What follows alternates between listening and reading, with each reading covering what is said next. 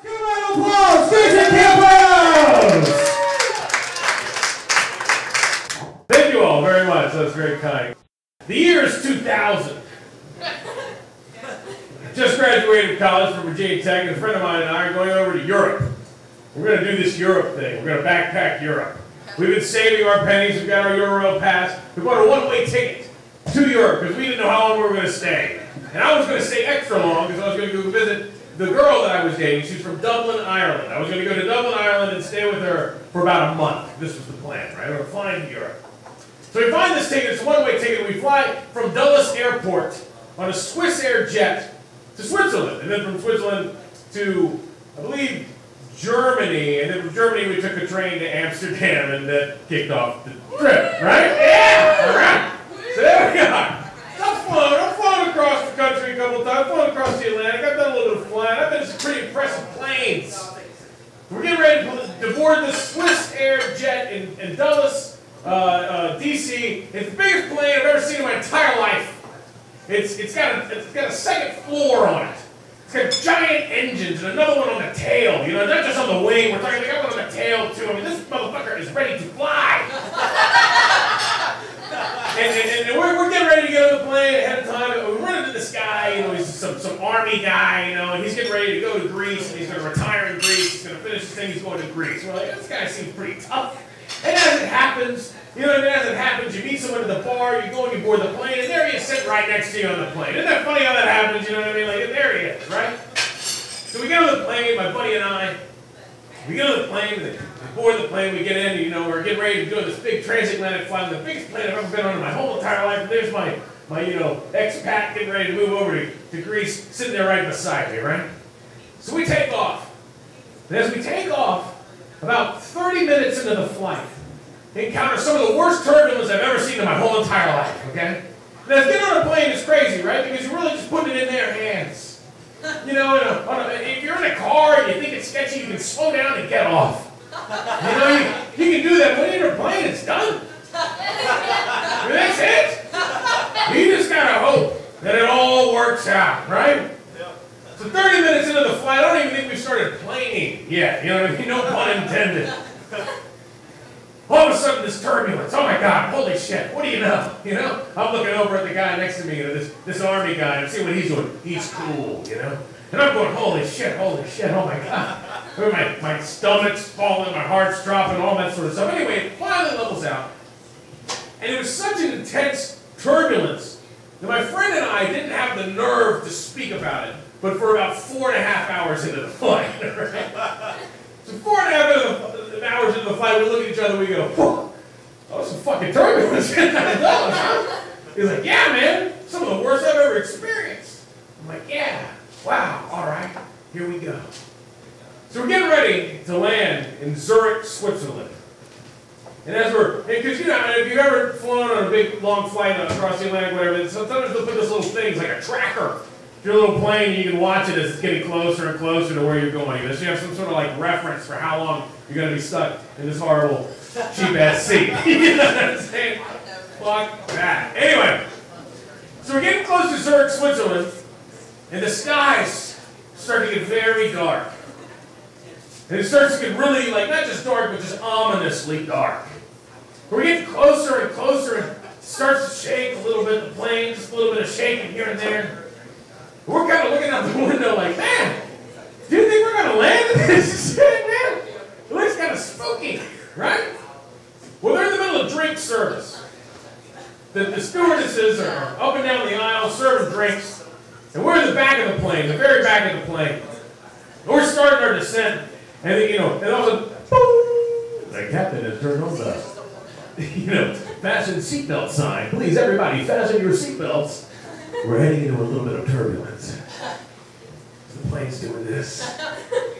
But it's not as bad as when we took off, you know, we're kind of doing this. And we're looking, you know, we're lighting a Coke. And all of a sudden, there's this flash of light around the plane. And you hear this, and the lights on the plane go,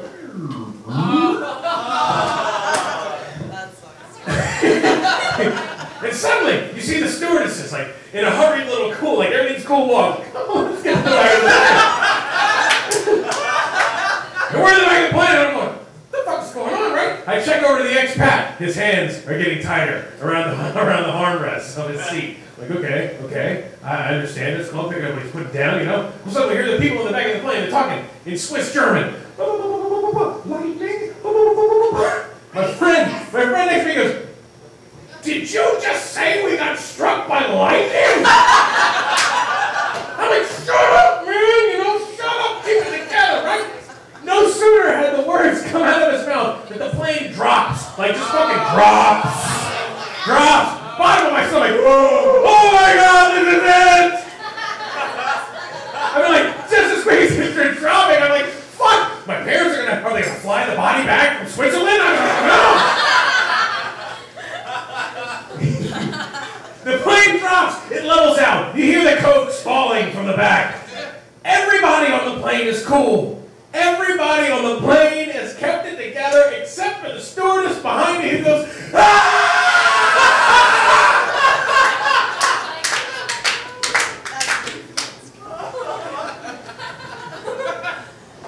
So we landed in Zurich, Switzerland. I utilized the vomit bag for the first time in my life. And I have absolutely no reservation at all in handing it to the stewardess. There you go, man. Thank you. I'll have that Coke now. So we have a connecting flight. I don't want to take it. We take it. We get there. We go to Amsterdam. The Europe trip is on. Okay? It's great. We're having a great time. Going all over the place. Greece, here we go. There we go. Boom, boom, boom. About 2.5 months of this. He leaves. I go to visit Ireland. So I'm in Ireland for a month. And I remember I bought a one-way ticket, so I need to get a ticket out of there, okay? So it's kind of cheap. I run out of some money. So I decided to buy a ticket out of Limerick, Ireland, okay? The fucking asshole of Ireland, all right? Limerick is not a great place, okay? But whatever, there's a cheap ticket out of there. It's like, it's either Dublin or Limerick. That's where you fly into Ireland, okay? So, from Dublin, we take a train down to Limerick. And it's like, you know, the winter times, there's not a lot of people there. There's hardly people there anyway. But it's winter time, so we're trying to find a place. So we stay at a hostel. All right? Because we've been doing it the whole time. I'm used to hostels. So like, what? So we find this hostel. We go, we check into this hostel. We go get some drinks. We come back. They're watching Dirty Harry, you know, downstairs. I mean, not Dirty Harry. They're watching whatever that. Ooh, wah, wah, wah. Which one is that? Yeah. Is it there? Whatever. That's what's on TV. Whatever. We're hanging out. So me and my girl were like, okay, well, let's go to bed. Right? There's no one in this hostel except for like a couple other Irish people, right? So we're walking up to our second floor room. And it's like, only thing to walk up the second floor, you know, you look down here, it's a dark fucking hallway. We look this way, and there's a room in the corner. That's great. So we're checking into the room, and as we're checking into the room, it's starting to dawn on me. And I knew it when we signed up at this hospital, but it's starting to really register that this is an old hospital. Okay? Something, I mean, this motherfucker's been around for a long time. Limerick, Ireland, wintertime, dark, dreary. I'm like, I wonder how many motherfuckers died in this hospital. You know, I wonder how many people died in my room. You know? Like, creepy, spooky, whatever. Don't worry about it, right? So we walk into the room. And the way the room is set up is like this. You walk in the door, okay? You walk in the door, and right in front of you when you walk in the door is a bunk bed. There's like, you know, top bunk here, bottom bunk here. You walk around the bunk bed. There's a window, a little closet in the corner, okay? Around the bunk bed this way, hit the wall, make a right, and there's a mirror and a sink. It's probably been the way it's been forever, right? Since the hospital's been there, right? So that's the deal.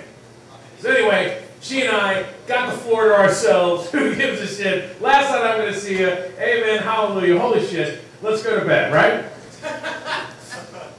So we're going to sleep.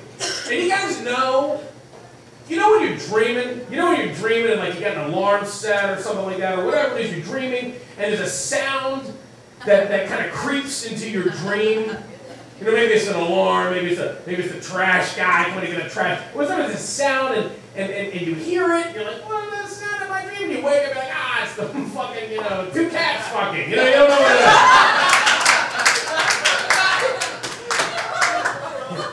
So,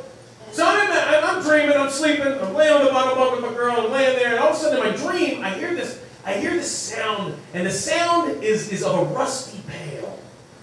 Like someone's walking with an old pail and it's going, you know, like someone's in it swinging while they're walking. So I wake up to that sound, like, what's that sound? And I wake up and I realize that the sound is moving around my bed. Oh, no. And I'm like, and I nudge Siobhan and I go, someone's got to be in this reality with me, you know. Siobhan, get up. Do you hear that? Get up. And she says, I'm already up. Oh, God. And that's my story. Thank you very much.